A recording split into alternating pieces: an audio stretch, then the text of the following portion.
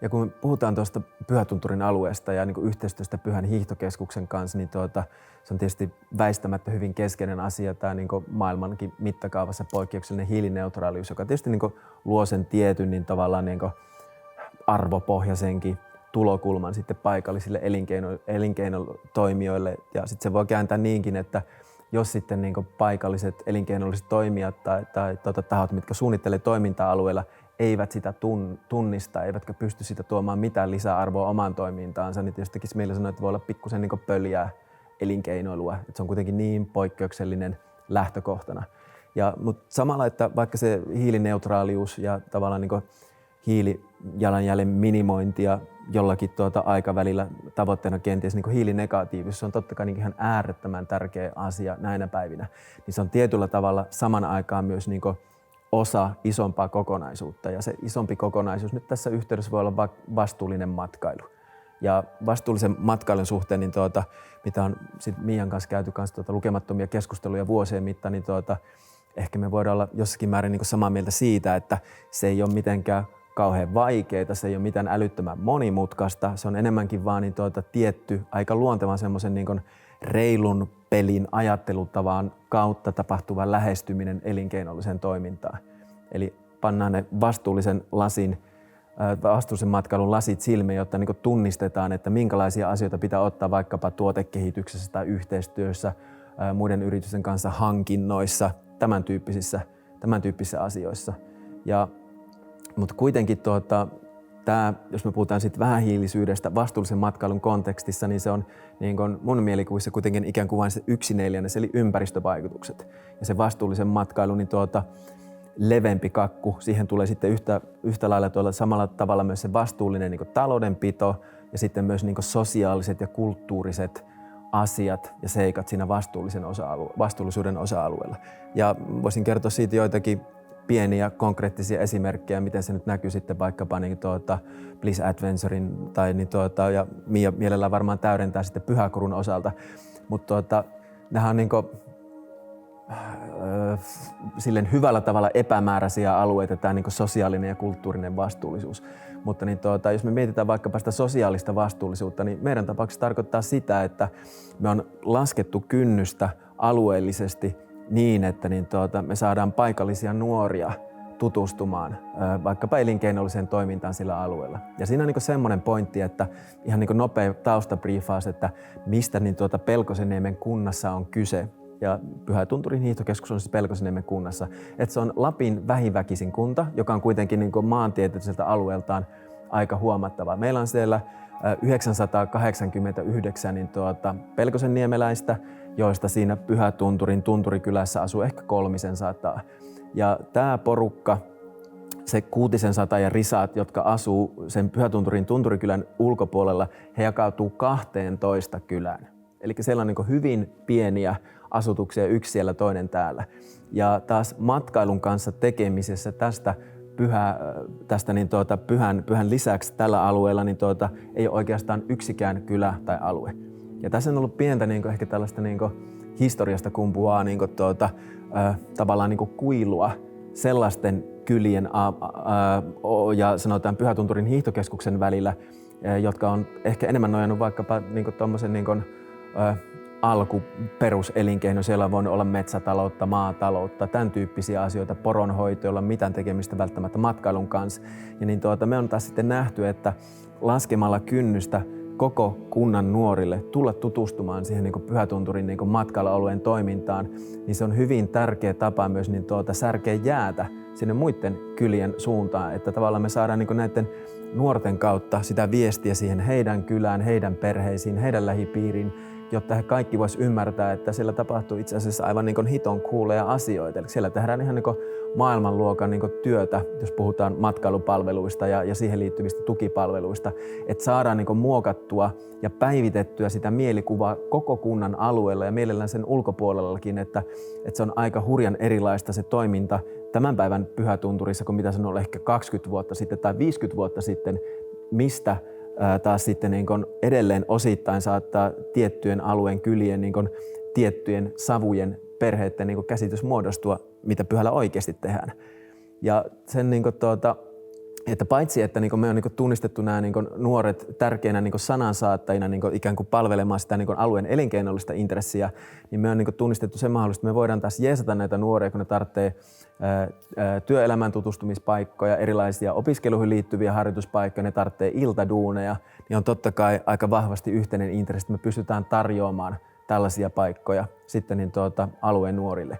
Ja tavallaan niin tämän tyyppinen ajattelu on mielestäni ehkä niin suhteellisen hyvä esimerkki siinä, että niiden sosiaalisen vastuun tekojen ne ei tarvitse olla mitään kauhean monimutkaisia, ne ei tarvitse olla mitään kauhean kalliita ja monessa tapauksessa ne on myös tavallaan niin kuin ikään kuin jo sisään rakennetusti niin kuin win-win tilanteita, että sitä molemmat ja kaikki osapuolet hyötyvät ja se ei ole keltään mitenkään pois. Ja tähän vastuullisuuteen niin itse asiassa Pelkosenniemellä oli 2-vuotinen työllisyyshanke, missä pohdittiin tätä Pyhätunturin yrittäjien ja pitkäaikaistyöttömien, että me saadaan näitä yhdistettyä, eli me saadaan sieltä pitkäaikaistyöttömistä palvelun tarjoajia kouluttamalla heitä, että me saadaan sitten myös asiakkaille sitä, mitä he toivoisivat meidän Pelkosenniemestä. Ja meillähän on myös yhteisiä paketteja, että pyhäläiset yrittäjät on tehnyt myös muiden kylien yritysten kanssa yhteistyöjuttuja.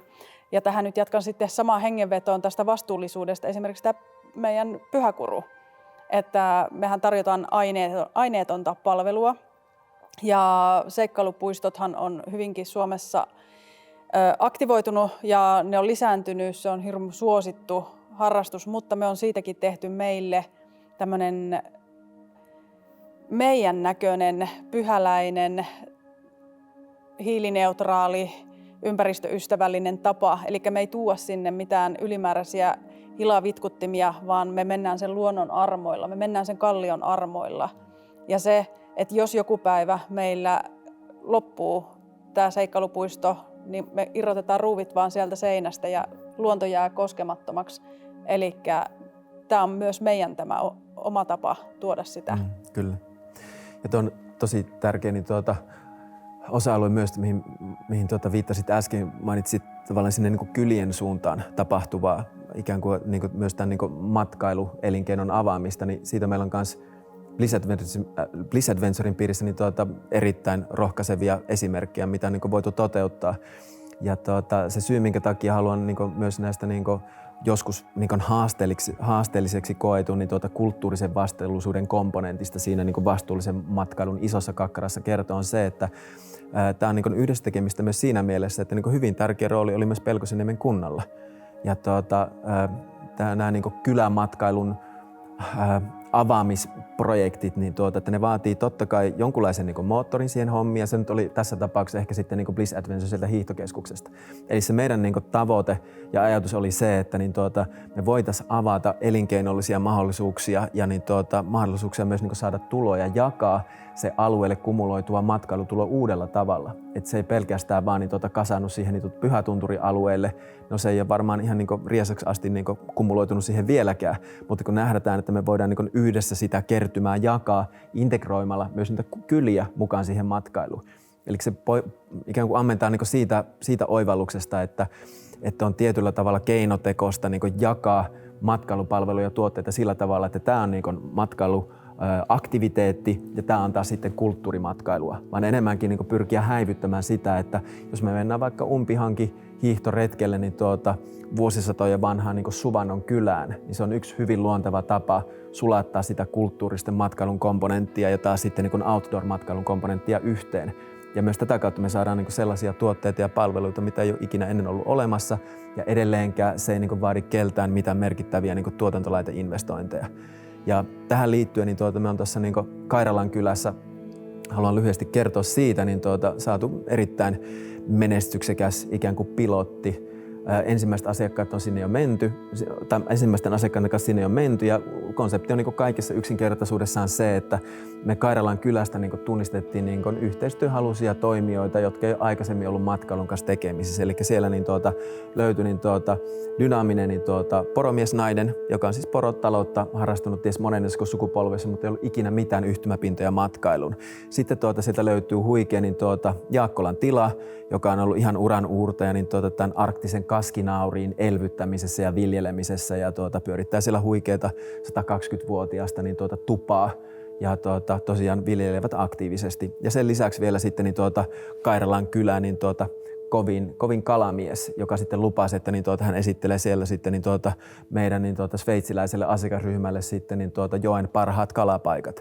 Ja pistettiin nämä komponentit yhteen, ja tässä yhteen pistämisessä niin se ei ole kauhean yksinkertaista siinä mielessä, että kun uusia toimijoita, mitkä ei ole ennen tehnyt työtä yhdessä, ja myös koko tässä niin matkailukontekstissa toimiminen on uutta, vaikkapa just tällä niin porotoimijalla, joka on enemmän keskittynyt vaikkapa siihen porolihan tuotantoon, tai sitten vaikkapa tämä kaskinauristila, joka on lähinnä keskittynyt siihen, että ne toimittaa niitä kaskinauriita sitten siinä tuotantoketjussa eteenpäin. Niin me saatiin siihen sitten ihan suuremmoinen niin kustos ja esiliina ja tämmöinen tietyllä tavalla niin konsultti mukaan, eli Mika Tenhunen, taitaa olla niin virallisen titteliltään niin Pelkosenniemen kunnan elinkeinokoordinaattori. Niin Mikalla oli taas niin ratkaiseva rooli siinä yhdyspinnassa, että hän tunsi taas kaikki nämä toimijat entuudesta. Hän oli semmoinen tietynlainen niin neutraali yhdyspinta. Ihan esimerkiksi siinä, kun mietittiin hinnoittelua, että minkälainen hintalappu pitää olla vaikkapa sillä kaskinauris ruualla, mikä me tarjotaan siinä 120-vuotiaassa Jaakkolan tilan tuvassa Kairalan kylässä näille meidän sveitsiläisille asiakkaille sen jälkeen, kun hän on käynyt tutustumassa poronhoitoon. Ja tämä tutustuminenkin oli sellaista, että se ei ole sitä, että käydään poroaidalla katsomassa poroja ja kuullaan poron tarina, mikä on itsessään ihan kiinnostavaa. Mutta siinäkin me haluttiin mennä syvemmälle, eli niin me vietiin nämä sveitsiläiset vähän niin kuin like a local ajatuksella niin kuin päiväksi duuniin sinne porotilalle. Eli me meni yhdessä ruokkimaan niitä poroja ja tavallaan tekemisen kautta saatiin niin tuntumaan siihen porotalouteen. Ja taas sitten niin tämä paikallinen niin velholevelin kalamies, niin vaikutti, että hän oli myös aika ilahtunut ja motivoitunut, että pystyi sitten esittelemään niin ne parhaat pilkkipaikat, ja sveitsiläiset sai sitten niin elämänsä ensimmäiset pilkkiahvenet ihan varmasti, ja sitten saatuaan kalan saaliin ja niin päivän päätteeksi vielä käyvät pitkäksi aikaa keskustelemaan tämän kalastajan kanssa, että miten he aikoo valmistaa sitten omalla lomamökillään, sitten olipa se Pyhällä tai Luostolla, kalakeiton näistä itse pyytämistään ahvenista. Eli tämä on musta semmoinen, tai itse koettiin aika innostavana tämä, ja just se perusjuttu, että tämä ei ole kauhean monimutkaista, tämä ei ole kauhean hankalaa, se vaan vaatii tietyn määrän yhteistyöhaluisia ja kykyisiä tahoja, ja ehkä sille eka kerralle sitten sen Mika Tenhusen, joka sitten pystyy toimimaan vielä semmoisena neutraalina yhdyspintana näiden toimijoiden keskellä. Ja tätä kautta pystytään konkreettisesti jakamaan sitä elinkeinollista tuloa sinne kyliin, ja totta kai vastaavasti Bliss Adventurella saadaan semmoisia tuotteita ja palveluita, mitä ei ollut ikinä ennen tarjolla missään. Et se oli aika koskettava hetki, kun tämä Kairala päivän päätteeksi sitten. Siinä oli 2 koskettavaa hetkeä, ja otetaan tässä järjestyksessä, että tuli tämä sveitsiläisen Kontikin matkanjärjestäjä, kaiken nähnyt opas liikutuksen kyynel silmän nurkassaan halaamaan, että hän ei ole ikinä kokenut mitään tämmöistä. Ja tälle oppaalle oli tärkein ehkä se kiireetön kohtaaminen tulien ääressä, missä oli tämän porotilaan porukkaa 3 sukupolvessa. Ja sitten tulkaten nämä sveitsiläiset pystyivät kysymään sitten siitä heidän elämästä ja heidän arjestaan. Hän koki tämän just ihmisten välisenä kohtaamisena hyvin merkityksellisenä, eikä sillä tavalla, että mennään tekemään joku jännä juttu ja sitten mennään vaan saunaan mökille ja nukkumaan. Sekään ei ole väärin, mutta oli tavallaan silleen ihan fiilispuolen kokemuksena ihan se kuuluisa next levelin homma. Ja sitä samaa next leveliä oli myös se, että tämän porotilan poika, semmoinen punaposkinen 16-vuotias kaveri, tuli kysymään multa siinä vaiheessa, kun nämä sveitsiläiset oli lähdössä, että tuliko nämä ihmiset tänne oikeasti sen takia, että niitä kiinnostaa tämä meidän homma. Ja oli aika kiva sanoa, että kyllä tuli, että teillä on aika kiinnostava juttu täällä meneillään. Niin se oli kiva huomata, miten se 16-vuotias kaveri jäi karvahattu toisella korvallisellaan raapimaan sitä korvallista, että niin, että ehkä tässä onkin joku aika kiinnostava juttu. Ja mä haluaisin nähdä, että ehkä se liittyy ainakin välillisesti siihen, kun tämä kaveri miettii tulevaisuuden ratkaisuja, että jääkö hän tänne jatkamaan sitä edellisten sukupolven viitoittamaa elinkeinoa vai lähteekö sitten muualle maailmaan tekemään ja opiskelemaan jotakin muuta. Että me ehkä pystyttiin tämän yhteisprokkiksen kautta tekemään hänelle näkyväksi myös se arvo, mikä tällä heidän ikiaikaisella elinkeinollaan ja kuinka kiehtova, kiinnostava ja tärkeää se on sitten myös kansainvälisesti tarkastella.